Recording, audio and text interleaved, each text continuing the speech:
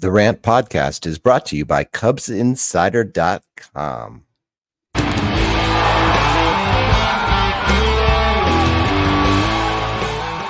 Welcome to The Rant.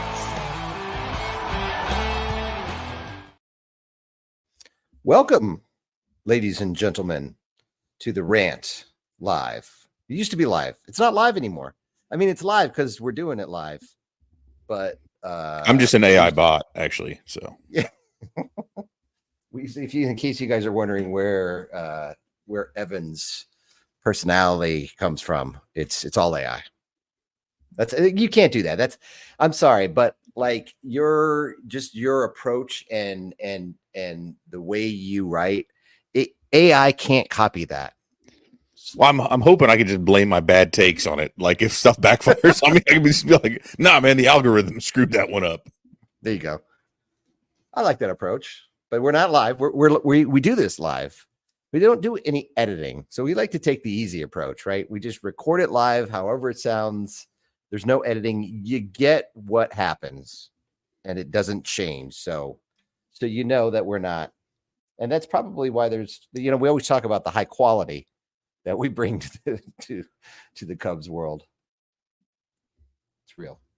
Yeah, tons of production value, which we've we've dropped. Although what was funny, and I don't know if you clocked this, and I can't remember if it was one that I don't even remember if we posted this on the site because it's been a couple weeks, right? So my brain only works about one day in any direction, and maybe it was on Facebook. I don't know, but the first comment was that they wanted the video stream back, and I'm just like, it's funny to me because nobody gets on there. We don't get too many views, and then when we stopped doing it for a while, all of a sudden, like all I got were these comments from people like, "When's it coming back? What are you going to record again?" I'm like, "The hell are you talking about? Like you've never interacted with us before," which is that's a good thing. It means people are listening and they care and they want to see it. But I think that it's probably the prevalence of podcasts and the ease with which they're consumed. And it's a very different prospect from like a television show or a movie that I think we all kind of inherently understand how much has to go into putting that out into the world because you hear about it all the time.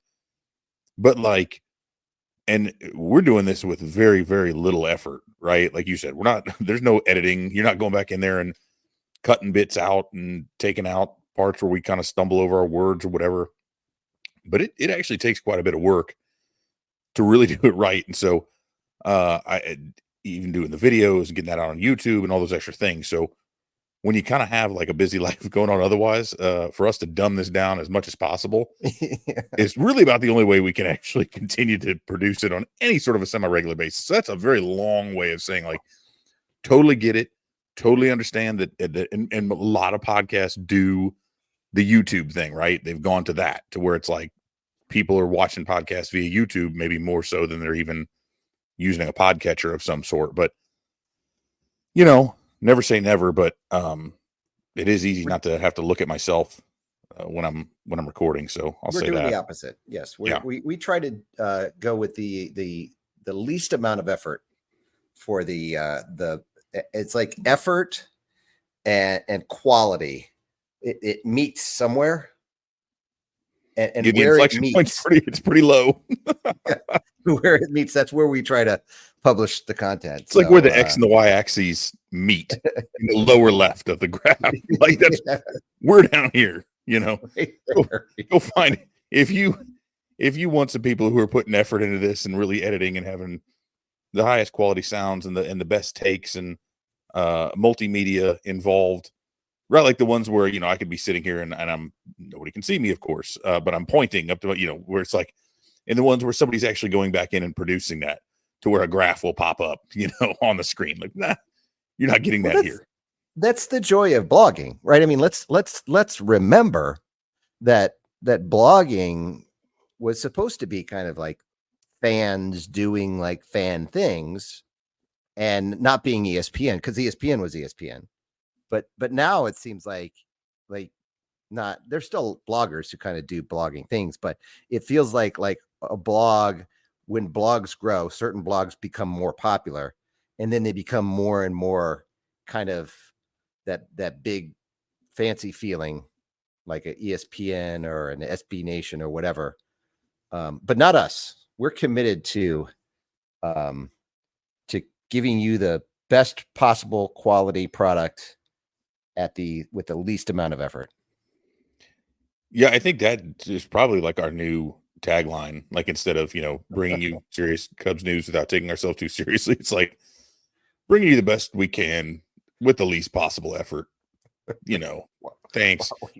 Which, is to some extent that sounds like being facetious, but at the same time, like I kind of feel the same way about it. Like I edit the work that goes up on the site, right? But like I'm not poring over it. Like, are there going to be factual errors that maybe come up in somebody else's piece because I didn't go back in and completely fact check 1,500 words in a rundown? Like, yeah, that can happen sometimes, and I'm not like I'm not wearing that like it's a badge of honor. Like I'm saying I'm intentionally putting out misinformation, right? Like I'm not running for office or anything like that, but I do think there's a point at which you run into diminishing returns, I guess is where at the end of the day, where I'll just, TLDR this thing, that like you could put a ton more effort into making just the best quality audio and the best visuals and immaculate writing. But at a certain point, you're not actually gaining any value in it. You're not gaining readership or listenership or viewership or any other kind of ship for that. So I'm kind of like, nah, there's a certain point at which, like, hey, if it's a piece of news and the Cubs put out a press release on it and I'm a little bit tied up, I'm just going to cut and paste the press release, give you a little header that says that, and publish that. Because Here's your info. What's the point, right? You know what, though? It's funny. I know people are probably like, why? What does this have to do with the Cubs? It actually has a lot to do with the Cubs, because it kind of feels like the Cubs are approaching running the Chicago Cubs in a manner very similar to how we are approaching running Cubs Insider. They're trying to do the most possible with the least. We are seeking value in all moves, I think is what man. And I tell you what, that was Jed Hoyer never says much of anything. Like Theo Epstein didn't say much, but I mean, Jed has taken the art of using a lot of words to say nothing, just to like he's Picasso level at that, Monet. Like it is just like, what's even the point? And I noted that at the time, like we're going back and forth, right? Like I was like, you want to watch this? I don't need to see it. I know what he's going to say or not say, but But it kind of felt like it was like we've reached the crescendo of that approach, right? Where it was just kind of like everything he said was like he had to like say more things. Like it felt like he felt like he had to say more things, and he actually like tried to say more things, but like the more he said, the harder it became to understand what he just said and to put in context of the Chicago Cubs and what has happened over, the last several years, and then like trying to interpret what that means for the 2025 version of the Chicago Cubs, because we've just had back-to-back seasons with identical records, and it does not feel like the Cubs got any better in any way, shape, or form. And there's still like a lot of questions. Now, it does feel like the young core is kind of developing, right? I mean, like PCA took some steps forward. I think Shota Imanaga was a nice signing. He's worked out well. And there's some guys. We were just talking about the AFL. Moises Ballesteros is headlining for the Cubs in the AFL, the Arizona Fall League. I'm not going to ask you to say his name again, but did I butcher it? I think so, but it's cool. Okay. He's Ballesteros, I believe. Ballesteros, my bad. You guys, just so everyone knows, I am the worst pronouncer. Is that a word? You and my dad could have a name mispronounced off at some point, and I think it would be kind of entertaining. I've turned into that guy. I've turned into the guy, the old guy who mispronounces words. really well. And so, but yeah, I mean, like there's things around the Cubs that can, make you feel a little bit better about where they are, but it's just looking back and knowing where we've come from. It feels like the Cubs should be in a different place. And we talked last time on the show how it felt like the Cubs needed like two guys that could hit over 30 home runs, at least two more bats there. And how looking at the minor league system, you really don't see those guys, and maybe they're there and we just don't know, and they have to come up and do their thing. But then Hoyer kind of capped it, right? Like with his comments about what he was saying, how, he feels like, players need to beat their projections, which seems like a very for someone who doesn't, like for me and you, let's say me, I think you're more knowledgeable than I am on this. For me to say that, you'd be like, all right, yeah, the guy doesn't totally know what he's talking about and whatever. But for Jed Hoyer, the president of the Chicago Cubs, to say that, I think that's where people were kind of like, well, does he really think that that's what needs to happen? Yeah, and here's the thing, and what's, I don't know if interesting is the right word, or just it falls into place a little bit when you sit there, and really the last 2 years, the kind of preseason commentary has been pretty much the same, which is that it's a nice roster, flawed, certainly. No, I think everybody can agree on that. But both of the last 2 seasons, which have gone somewhat similarly, right? They've had hot stretches, fairly, I don't know, prolonged as much, but like very prolonged cold stretches and just bad points in there. But going into the season, the talk was, a lot of us were looking at saying, hey, they'll be okay. They're kind of mid, but if enough of them perform at like the 90th percentile of their potential, they could make some noise, right? Well, then here you have it now. And here's kind of the problem, is that 2 years later, the man running the show is like, well, we really need guys to outperform their projections, because if you look at the playoff teams, and I look at this a couple different ways, right? One way is that if we look, let's the pessimistic way would be to look at this and say, dude, that is no way to construct a baseball team, to say we're going to need guys to outperform the projections. That's one way, because we're looking at it and saying Hoyer is hoping that happens, that is his strategy, to hope on that.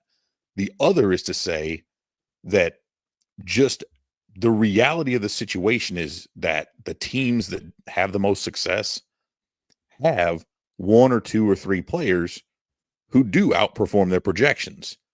And so I would say that Hoyer is leaning more toward that latter, to say, we're not just going to try to, again, target mediocrity and then hope a few of these guys surprise us, but rather it's, hey, we're going to try to put together a good team. But the reality of the situation is, unless a couple of them really step up, because other teams are going to have that, right? And I think that's the missing context when we look at the first negative side, is that he's saying the reality is other teams, other good teams, are going to have very good players do better than what people thought, and therefore we need the same. Now, when that's you start that's talking, interesting. Yeah, because really that to me says like that's on management, because it's their job to be player evaluators, right? And so it's their job to identify players who are going to be able to beat their projections, because if they didn't beat their projections, that's why they're wherever they are in terms of an organization or a draft. And so it's your job, Jed, to look at players and to say, these are the players. Maybe there's 10 and 2 or 3 can beat their projections. So it's really something that it's not on the players as much. But I don't feel like he came out and necessarily said that directly. Like, it's on me to find the players who are going to beat their projections.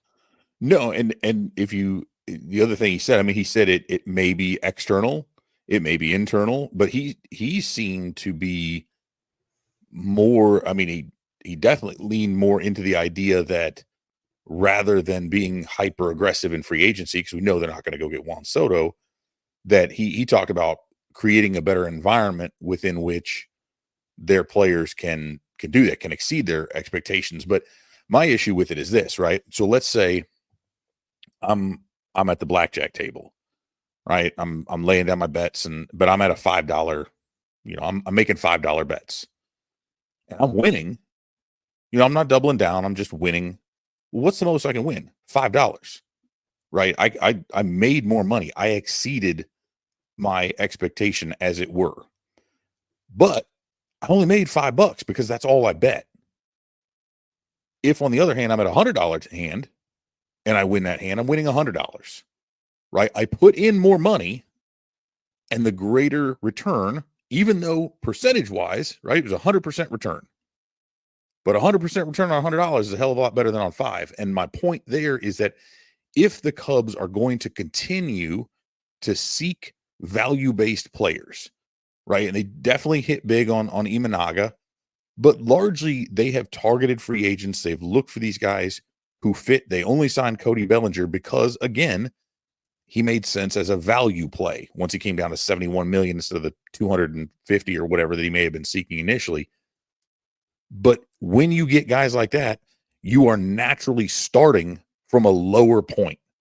And so for them to exceed those projections in a meaningful enough way to propel your team into contention and even farther and get into the second round, third round of the playoffs, postseason, they would need to exceed it by so much more than if you do have a superstar like a Juan Soto, like an Aaron Judge. Now we're talking about the high end here, like a Bobby Witt Jr., right? Like Bobby Witt Jr.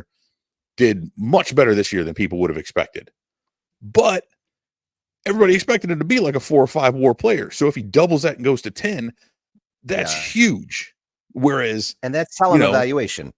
Yeah, like Michael Busch exceeded expectations, but he still ended up at what, like 3 WAR or whatever. Like, all right, like that's fine. That's a good player. It's a perfectly cromulent baseball player, but that's not a superstar who's going to lead you to the promised land, right?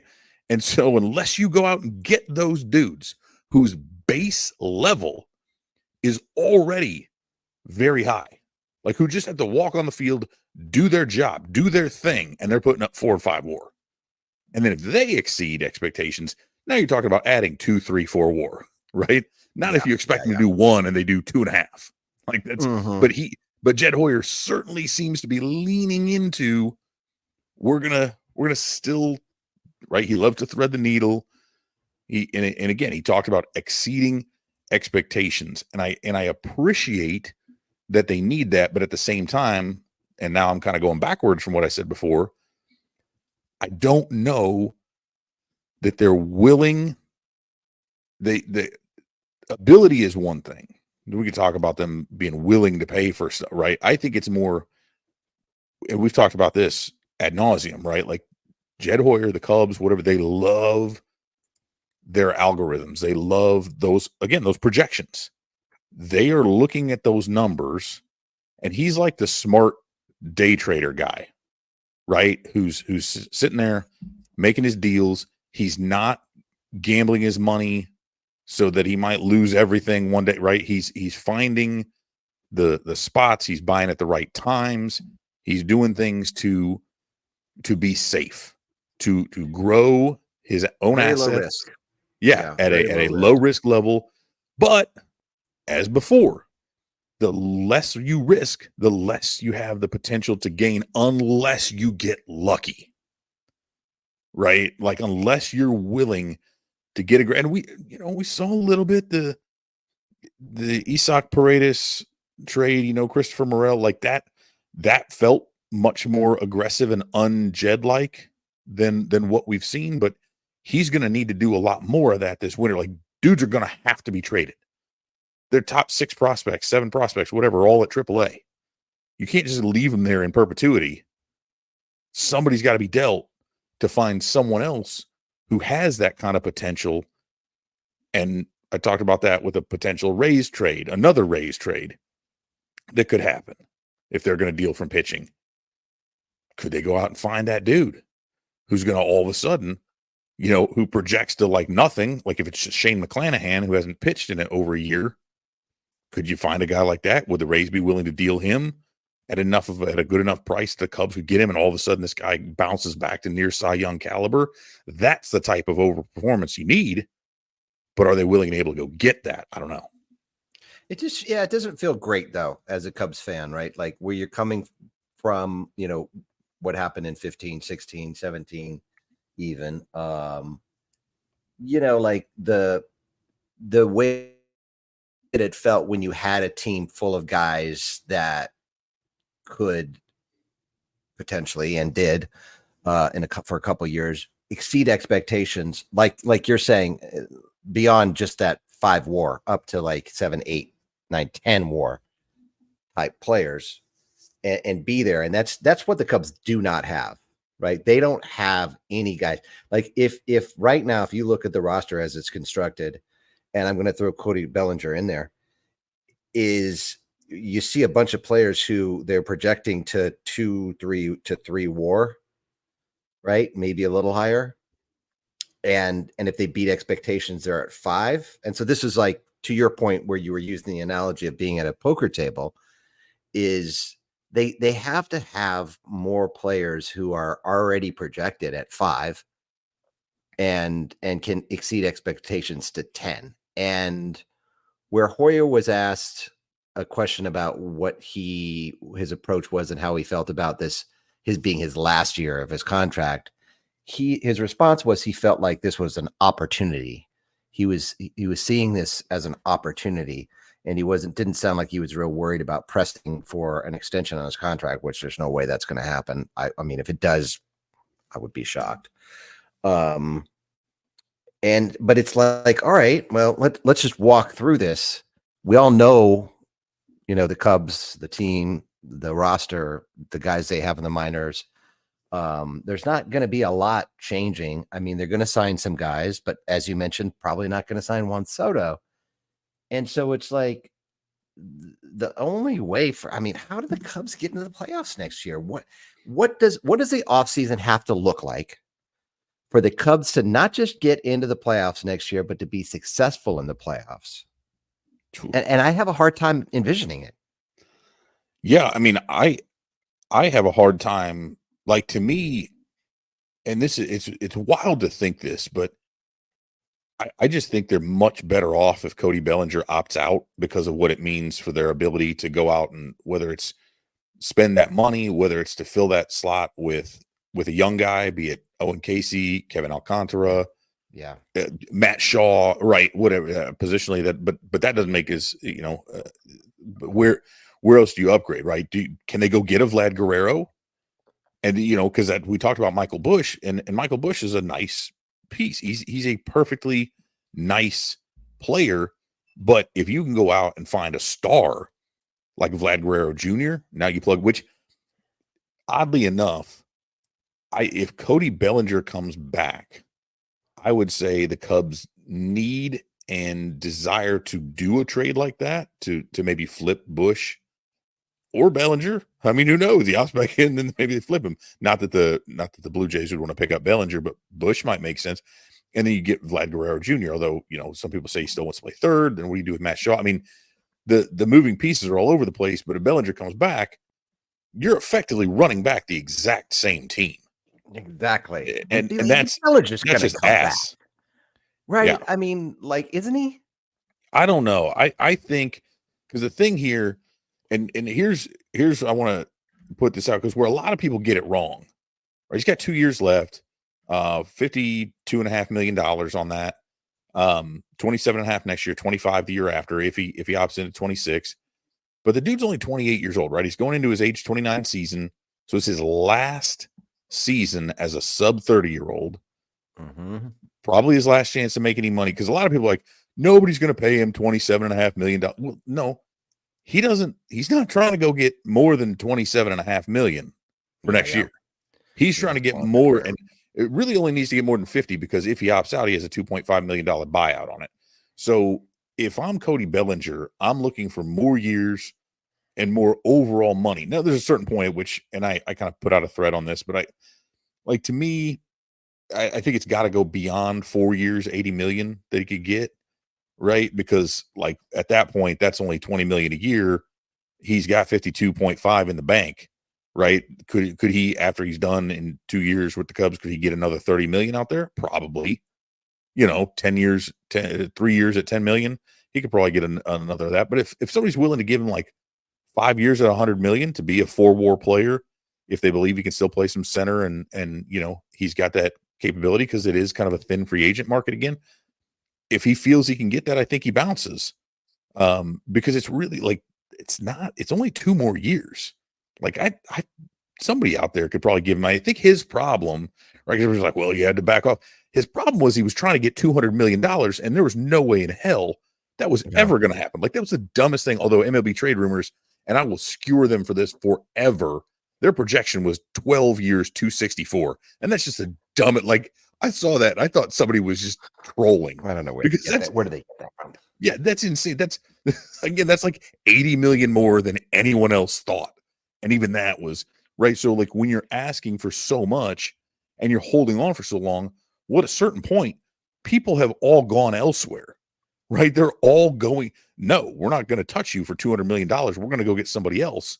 And then by the time he was sitting around, by the time spring training had already started, then there wasn't anything left. Everybody had already taken care of their needs. And the Cubs were like the only ones, and that was because it was a value thing. So I think if he were to go into it with much more realistic asks, and we could pair him as one, because Scott Boras is clearly driving that train. But it's just, I think if he goes into it looking at that and saying, hey, if I can, I'm looking for 80 to 100 instead of double that, for twice as many years. Like, I think that possibility is there. But it's just funny because the Cubs, I think what they felt was going to be this great value deal, because I really think they felt he was going to have a very similar season and then would opt out, and they'd have that flexibility.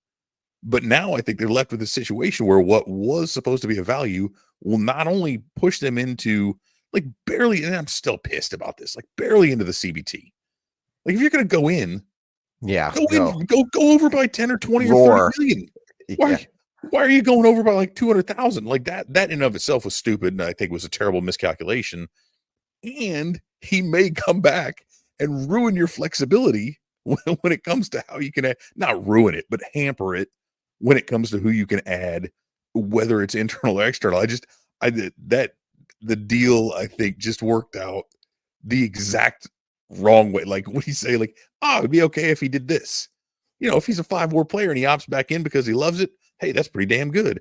If he was a 6-WAR player this year and he opts out, great. You got this awesome performance at a pretty cheap value, and then you get that money to go shop for somebody else the next year.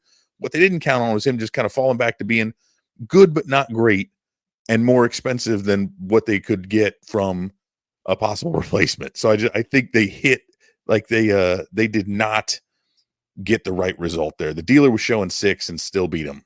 Is basically what happened here. Oh man. So yeah, you're right on there. And where that's the way I look at it too. Is like Cody Bellinger's coming back, unless he can get like some deal. And I mean, when does he have to exercise that option? Is there like, how do the dates align? And could he go out and shop before? No, because he's still under contract, right? I mean, now Scott Boras clearly is going to have, his ear to the wall on some of this stuff, because it's tampering, because he's under contract until he's not. But I think the options all have to be decided within a week of the World Series ending. I believe, or maybe I'm confusing that, but and some of the stuff has changed. Some of the different dates have changed, with the new CBA, and I'm again, my brain is smooth like an egg. So to quote the late great Scott Wampler, but I think it's within a week. So, like, the thing is, Boras kind of knows what's going on. He's talking to teams about different things. He'll be cagey about it. And I think it comes down to, I don't think it's going to be a situation where, like, they're going to land the plane somewhere with an offer in hand right after it's over. But I think it's a matter of if he believes the market is enough, because you're looking at it, and Bellinger obviously he had a couple of injuries that slowed him down a little bit, but he still got 569 plate appearances this year. Like, that's that's most of the season. He's played 130 games, so that's far from terrible. And 2.2 WAR, F4 according to Fangraphs, right? Just below. And we said Michael Bush 2.3. Somehow Dansby Swanson led the team with 4.3, right? But like, look up and down, yeah, largely on defense. But you look up and down that so Swanson 4.3.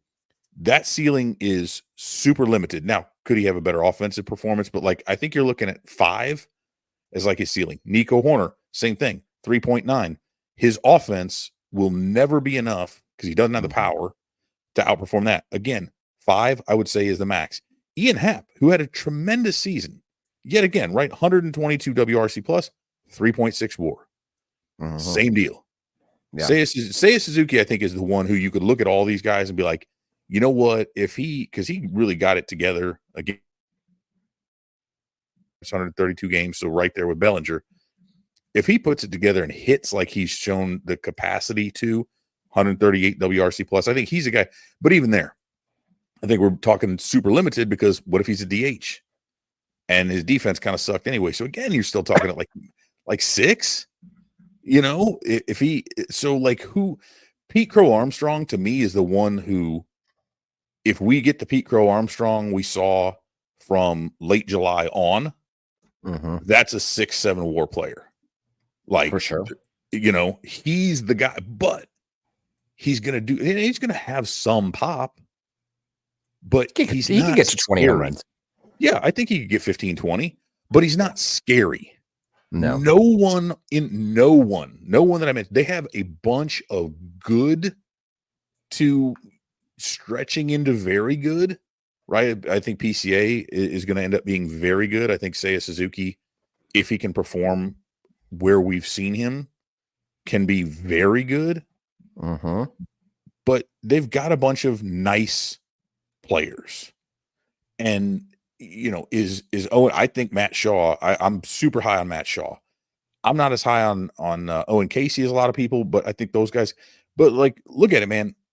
If you want to tell, like, I have all the faith in the world that 1 or 2 at least of these prospects they got coming up can outperform 2.2 to 2.3 WAR that the Cubs got from Bellinger and Bush. I'm not saying you got to replace Bush, but I'm just saying, like, that exists, right? But if you're going to pay Cody Bellinger $27.5 million to give you not even 3 WAR, like, you need to get somebody up from the system and replace that, because I just, Shaw is a dog, and I just really, in the best possible way. And but you have to go out and add, if it's internal, right? But like you said, I think again, these prospects they have, there's no Chris Bryant, there's no Javi Baez. This isn't a surefire thing where you're like, oh no, Bryant's going to be rookie deal. Like, from the moment he steps on the field, he's going to be the best player on your team, and he's going to do that. Granted, his run was cut short by the injuries and whatever, but he had that 15, 16, 17, that 3-year stretch. Like, that's among the best we've seen, certainly in recent memory. I mean, if you want to go back and, we look at Sandberg and, obviously Sosa, some of these guys who had these tremendous, and that was kind of insane for a different sort of reason, but like, Bryant stepped right up and was the best player on the team from the jump and remained that way. And it was, and you saw that coming, right? That wasn't like out of nowhere. Right. You knew it. It was like, man, they got lucky to be able to get this guy at 2. Like, yeah, holy cow. And it worked out. And he marched all the way, like, best player in college, best player in the minors, best rookie, MVP, like, just this steady march that you could see literally a year and a half before it happened. Right. And they don't have that guy. And maybe that materializes. Maybe Matt Shaw becomes an MVP level player, but if that's what you're doing, no, I don't. I think they've given up on Canario. He's not even ranked in their top 30 prospects anymore, which is kind of wild. I think I have to think the injury had something to do with it. Well, he had some other issues this year too, right? Because the injury cut him short in 23. He had some other stuff going on this year, and he still hit. Like, he hit pretty well. Because I wrote about that with the Rays. The Rays are looking for offense. They've got a ton of pitchers, some of whom are whether they're under contract for this level or because they're getting arb raises or they're hurt, and they've got other young guys coming up. If you look at Rasmussen, or McClanahan, who, but the Cubs can easily probably Canario is not part of the future at this point. Not if you got your outfield locked up. You got Casey and Alcantara. It's going to be the Nelson Velasquez thing all over again, which actually didn't end up working out that poorly for the Cubs because he hasn't done anything with the Royals. But I think, hey, Canario's a dude who's got thump, and like he could develop into something. He could be the one. I could see that. And I'm not saying the Cubs shouldn't get rid of him for this reason, but I could see him being a dude who goes somewhere where he gets a chance and is a 30 to 35 home run hitter. He's got the power, undoubtedly. But would the Rays be willing to do that and take a shot at him to unload a pitcher that they don't want to pay and who's, injured or is kind of a tweener starter reliever? I would love for the Cubs to make a deal like that and just like, hey, you got some dudes who are expendable on your end. We got a dude who's expendable on our end. Let's make it work. Yeah. And that's where having Bellinger on the team really complicates everything, right? It's like if Bellinger's not there, then Canario can play, right? I mean, like he'll be on the big league team, I would guess, and he'd have a chance at playing pretty regularly, you would think. But with Bellinger there, that's not going to happen. Yeah, and even when they had the injuries, and that was part of the thing about PCA kind of coming up, and thankfully they actually gave him a lot more leash, with those injuries, with Tauchman missing all that time, and with Bellinger missing time, with Suzuki missing time. But even then, like Canario barely got a shot. Part of that was his own injuries, and he did. I mean, hit a home run. I think he had a lot of strikeouts, but his overall offensive production numbers have been good. 39% strikeout rate. Yeah, which is suboptimal, of course. Yeah. But okay, so here's what's funny. When I was reading off all those guys earlier and I was giving their WAR, and I had Bush and Bellinger listed at 2.3, 2.2. They are, but that was only because Fangraphs defaults to qualified. Pete Crow Armstrong only had 410 plate appearances, so he didn't pop up in there. As soon as you drop it down, he had 2.7. So he's fifth on the team. And we're after just sucking out loud for the first half of the season. Mm-hmm. So you look at more than doubling it. So anyway, again, but I digress. But then you look at some of these guys, it's like they are going to need to move. And again, we can look at this like the chances at all. And I don't know if we have time for me to express my concerns for Cade Horton and that injury and what's going to happen there. And I can spill maybe a little tea if we want to. Nothing too inside. I don't have specific knowledge of his exactly, but some reasons that I have for concern. But when I look at all these guys, like the idea that you've got of those top prospects, right? You look at Mo Baller, who's like 5'9" and 250 pounds or whatever he is, the stout fella who's probably not going to be a catcher. That is, and I don't think he's playing first base. He's not playing the field. I don't think. I think he's a DH. But if say Suzuki's your DH, and where's Ballesteros playing? If you have Alcantara and Casey, but are those guys both going to come up when you've got Ian Happ and say a Suzuki with no trade clauses and 2 years left on their deals? Pete Crow Armstrong is locked down center, so those guys aren't both coming up and taking corners. That's not going to happen, and you can't leave them in the minors for 2 more years. There's no spots in the infield right now. So where's Matt Shaw going? Let alone James Triantos. Like they have to trade at least 2 of their top 6 players, at least, in order just to make any sense of it, right? Because you got to give those guys a chance. Like they got to get a shot somewhere. Like those guys got to play somewhere, and I don't think any of them at this point have anything left to prove at AAA. Personally, well, exactly. And it gets to a point where like you can't keep them in AAA any longer, right? I mean, it starts to look bad. It's bad for them career-wise, development-wise. It lowers the value of their stock, right? Just in terms of if you've got it, I mean, and it becomes real obvious that other teams start looking and saying, hey, you have either trade him to me for what I'm offering you or keep this player in AAA. I mean, that. Yeah, other teams understand the quagmire. Yeah, it's just and that's where, and I think so. To me, as I'm looking at it, I would think, and I've said this for a long time, but I think Triantos and Alcantara are the 2, in my opinion, who would be the most likely to be moved. And it sounds as though, I mean, I've thought that for a while, but it sounds like that they were kind of being dangled, as the Cubs were kind of looking to make a a big trade and do some things kind of ahead of the deadline or whatever. And it makes sense, right? Because they're pretty redundant in terms of when you've got kind of player one and player 1A and player 1B, and need, like, both Shaw and Triantos are kind of like not positionless, but it's like, okay, where do they play? Do you move Paredes and have one of them play third? Do you trade Horner and have one of them play second? I would personally rather have them trade Paredes, because to me, his ceiling's higher and his floor is lower. Nico Horner, like, you know what you're going to get. Plug him in there. You're getting 3 WAR every year, 3 to 4 done. Like, just mark it in Sharpie, right? Because that dude, like, he's going to hit 270. He's going to hit 5 to 10 homers. He's going to steal 30 bags.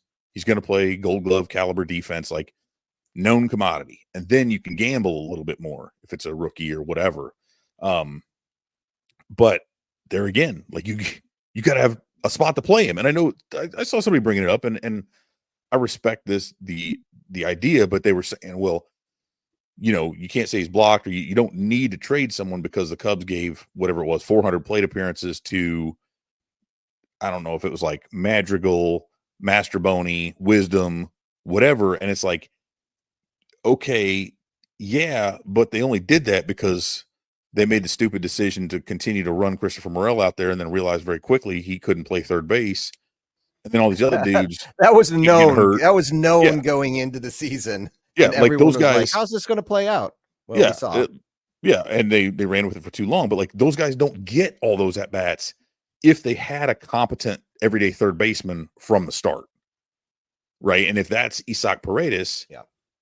Shaw's not coming up and getting 400 plate appearances as currently constructed, right? Even if you, like, what's he going to get? A couple games a week between Horner and Paredes. Like, that's not going to happen. I think one of them's got to go in order. And like, Shaw's ready. Like, he does not have anything left. He's the dude is the goods.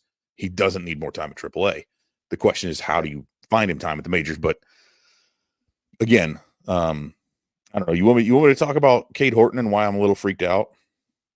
Yeah, I just want to comment real quick, though, is that just to kind of pair that that conversation we were just having, is the Cubs need roster clarity. Yes. Right. Like, it's very, very kind of foggy right now. And I kind of felt like going into this year, 2024, there wasn't roster clarity with what was going on with Morel and the unknowns there, and like how PCA was going to play in there, and what was going to happen where Bellinger was going to play, and Bush and all that. They've got to be able to get past this point and really have clarity and commit to Shaw, to your point, and commit to who's going to be playing what position from the very beginning. And I think if they can get, and if it's going to have to be through trades, to your point, and if they can get rid of some of the the ambiguity around what's happening and really just come out and say, this is our team, I think that will help the fans. I think it will help the management. I think it will help everybody, the players on the team, with how at least we know from day one what it looks like versus like this ambiguity. And so I think if they can do that, you could see a path to being successful, but it'll be interesting to see. So no, tell me about Cade Horton though, because I'm very interested to hear like your take on this. Yeah, so I'll do that, but that's I think you hit on something there that I do want to tie back, because what you just said right there is, I think, what was between the lines of what Jed Hoyer was saying when it came to putting their players in a position to exceed those expectations, creating that environment. Like, they're not in that environment. That environment doesn't exist if it's sort of this malleable, who's playing where, and we don't know what the positions are going to be, and we'll kind of find it out as we go. The bullpen, and Mike Cantor wrote a good piece for the Rundown the other, talking about the bullpen. Like, the bullpen needs to be more established. You can't just have a bunch of cast off dudes thrown in there and trying to find their roles, in May and June. Like, they need to know that, and because it's very hard to exceed expectations if you don't even know what the expectations are, what your role is. So I think what you just said is what they are going to try to do, first of all. But so back to Horton, right? Who was just recently supplanted as by Matt Shaw as the number one Cubs prospect, but he's like 2 or whatever now, right? He's been one of the top pitching prospects in baseball, but he missed the second half, missed most of the season with what was initially called a back issue and then a lat issue.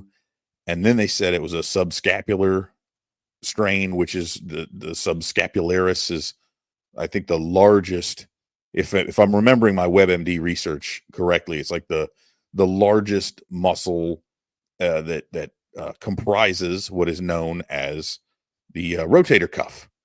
Which anytime you say rotator cuff, and pitcher, like that's bad. So first of all, but in and of itself, right, I wouldn't take too much away from that. But I had a conversation recently with a former professional pitcher who won't share names, but who had been diagnosed with the same thing, which wasn't really, it was kind of it's kind of like one of those diagnoses that they give when they don't know entirely what it is, or they'll say that even if that's not what it really is, because it maybe sounds less severe to say subscapularis strain versus like a rotator cuff tear or something like that. And this person in question ended up having to have labrum surgery, some other, some shoulder surgery, and has since out of baseball. So my concern, and so the whole while though was like, hey, try to pitch through it. Hey, maybe it's this. Oh, you ended up having a rib impingement that you had to go get some separate stuff on, maybe separate from the team, because you didn't really trust their diagnosis. Like, I am concerned, not that the Cubs have misdiagnosed it, but that they have diagnosed it and are kind of gaslighting us a little bit, I guess, as it were. If I know that phrase has been used too much, and I feel like it's kind of lost its juice. So maybe that's not even, but I'm really worried about this idea that they're almost like kidding themselves with like, well, maybe we can get him to rehab through this, and it's just going to end up having to be that anyway. Part of this is also, and this is like my conspiracy theory to an extent, it's like, okay, knowing the Cubs and how much they seek value and how much they desperately need and want to develop some more homegrown pitching. And as good as Horton was, and I thought he should have been up in the majors even earlier, try to get him up there immediately, because this is what happens, right? You waste those bullets in the minors and you don't know when the powder might get wet. But if they're truly, and I don't believe for a second that they're going to go out and pay Corbin Burns $200 million. I don't think that's real, that they're after Corbin Burns, but there does seem to be a lot of smoke about them pursuing starting pitchers, and you always need depth, and that's great, but you don't sign a dude for 9 figures, and then be like, oh, this is depth. Like, no, that's the dude who's going to be your ace. Yeah. And do you do that? If Cade Horton profiles as an ace and should be ready next year, would you then go out and sign a dude for giant money over a ton of years this year to come in when you've already got Imanaga, when you've got Steele, when you've got Tyone, you've got Assad there, right? Hendricks is gone. And then you figure there's Horton. Would you go? And I know some people can say, like, yeah, you go out and sign that dude as a bona fide ace, and then you got those, and then Horton doesn't need to be that dude. I don't know. It concerns me that there's an area of strength. You shouldn't only address weaknesses. You should always try to get more strengths. But I feel like the tea leaves are telling me that his injury is more severe than what they seem to be letting on. But I would gladly be wrong. I will gladly be proven as just a quack conspiracy theorist when he's perfectly healthy and just throwing darts. Yeah. In February. But I don't know, man. Yes. I just something smells fishy to me. I hope you're wrong, and I hope the Cubs do sign somebody for over $200 million. But I'm hoping it's not a pitcher. I'm hoping his name's Juan Soto. Yeah, there's no way. Can you imagine? Like, just I know there's no way in hell, and all the things that's not going to happen in this. But let's just say it does. What does Juan Soto bring to the Cubs? Like, I mean, you're a playoff team suddenly, right? You've got Yeah. that guy who can, as long as he's healthy, who's got 30 plus home run power. He's prodigious. He's all the things that that the Cubs are lacking, right? Yeah. What does it do? Well, and there's a couple of aspects to it, right? The first of which goes, so Soto was 4th in WAR with 8.1, right? Behind Aaron Judge, 11.2, Bobby Witt Jr., 10.4, Shohei Ohtani, 9.1. So 8.1. That is right there more than the Cubs' top 2 players combined from last year. Exactly. Yeah. That is a scary dude, right? Who walked more than he struck out. Right, his on base percentage is .419, slugged .569. He hit 41 homers, scored 128 runs, drove in 109 more, over 713 plate appearances. Like he 180 WRC. Like he is that scary dude. Like that, all of a sudden, in the middle of your order, legitimizes everything. But more than that, and there was something I saw on Facebook, was like, or not on Facebook, this is actually on Twitter, but it was like, is MLB shoving Ohtani down our throats, or is this just an example of them promoting a superstar? Now the answer could be both, but that dude, I mean, he is that dude. Like he went out and got the largest contract of all time, and then all he proceeded to do was be an absolute monster, and he'll be the NL MVP. Right? Like didn't fall off, got better, and He still earned his didn't money. even pitch yet. Yeah. And so Soto to me is that guy. And here's the thing about Soto, he's only like 26 years old. Right. So like Exactly. you can reasonably project him to still be very good for another 8, 9, maybe 10 years. And so he's that he would be on a different level, of course, but John Lester, what he brought was far more than just being a very good pitcher. He legitimized the Cubs as being willing to go for it and being ready to go for it. Exactly. You sign Juan Soto, it says to the rest of the league, it's on. Like we're ready to go now. We're not screwing around. That's where I'm at, right? Like we've talked about a bunch of things, and we're gonna have to wrap this up soon, but that's where I am at the end of our conversation, and just in general, when you look at what Jed Hoyer said during his presser, and the fact that he's got a year left that he feels is an opportunity. And if you start to think what the offseason needs to look like, and we started talking about getting some clarity on the roster, and then what it takes to get to the playoffs. I mean, if Jed does kind of the cutie thing, like, and tries to like fit everything perfectly together, I mean, the chances for success aren't like, maybe they're 50-50, maybe they're lower than that. But then you talk about going out and swinging for the fences and signing a guy like Juan Soto that we know is transformational, and if he's healthy is going to make a huge impact on the team. I mean, it feels like to me like it's an easy, I mean, the money's a lot, obviously it's going to be a lot of money, or you trade for somebody like that. And I don't know that there's anybody out there that the Cubs could trade for that's going to be that type of an impactful player, and what they would have to give up to do it. Obviously they have a lot of prospects, but it does feel like if you're Jed Hoyer and you want to be assured of having a job next year, you kind of got to swing for the fences with somebody like Juan Soto.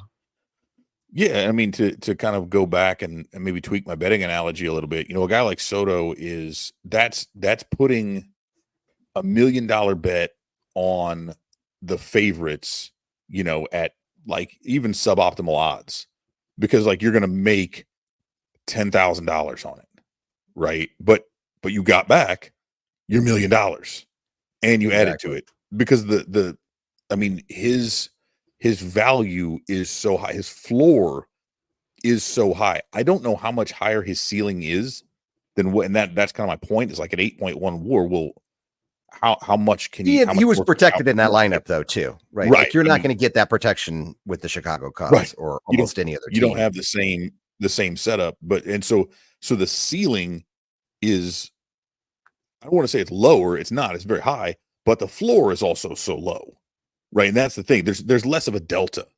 Yeah, when exactly. when you're talking about Hoyer and that, but that's the thing, is that's what you need. But I feel like, again, I feel like Hoyer is that dude, as I keep doubling down on these things, who's like, this is like me when I play, like when I do sports betting, I'm just doing it for fun, just jacking around with stuff, and I'll do some stupid parlay stuff, which is really what, like, that's the problem between having fun and being a degenerate, is a lot of these people get in there and that's all they're doing is parlays, and they're losing all their money, and that's why DraftKings loves it. That's why they keep advertising this stuff, because parlays are absolutely a sucker bet. But Hoyer feels like that guy who's going in and trying to put together He's this got a 8-leg plan. parlay that if all of them hit, man, it's going to pay out. But it's like, yeah, dude, but you're just giving away money at that point, because they were never all going to hit.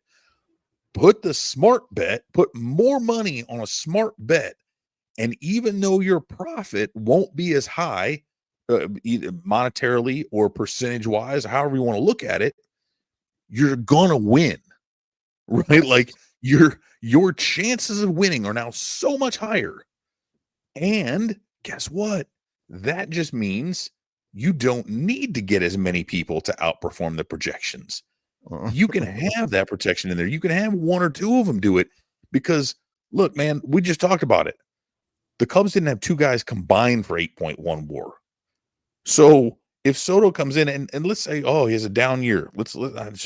I know we need to wrap, but I just want to look at this and see kind of what his worst year is like number. 2.5. His career, I'm on. Like, where's he at? Where's he at each season? So yeah, around like 5, his worst 6. was 2.5 WAR. That's his worst season with the Nationals in 2020. But that was in 2020. So that was in that was in 196 or 47 games, right? So we could double that up. 3.7. He hit 3.7 in 2022, and that's when he was traded. So you can kind of understand that. But like, you're looking at a dude who's probably 6 WAR is what you can safely bank. Yeah. Right? That's your floor. Again, 50% higher than anything any of the Cubs did. And as you remember earlier in the conversation we were looking at, you're like, yeah, I think these guys all max out at 5. If they max, like if they do their best, if they have a career year, they're probably at 5. And this dude's like, you can pencil him in for 6 and maybe more. So like, again, you have to, PCA is probably the only one. PCA could hit 6, maybe more. Yeah. But like, you need that, because now if he outperforms, you're talking about 8, you're talking about 9, literally double what anybody else is going to do, like at their best. And that's multiple more wins. That's the difference between that rising tide lifts all the shit. 88 wins or 90. It carries. And the thing is, who's getting all the publicity, who's getting the pressure? That pressure now is relieved from other guys. Everybody's not bitching about Ian Happ having a cold stretch. You know what I mean? Like, not things. It levels out those low points. So it's not going to happen. But the Cubs need someone like that, who's at that higher level, who's going to next year to save Jed Hoyer's job. Right. He has to go find it. If it's a trade for Vladito, I don't know what else, because I think I wanted him to get Matt Chapman, and man, people shouted me down for that one, and I'll just say I was right on that. You were right. So in a big way. I but wanted him over Bellinger. Just let the record show. Yeah. Anyway, I'll shut up now. We figured it out. We figured out all that ails the Cubs and exactly how to fix it in less than an hour. So hopefully Jed listens to us. Yeah, we'll see. Yeah, I don't have a lot of faith in it. Love you, Jedward. We love you.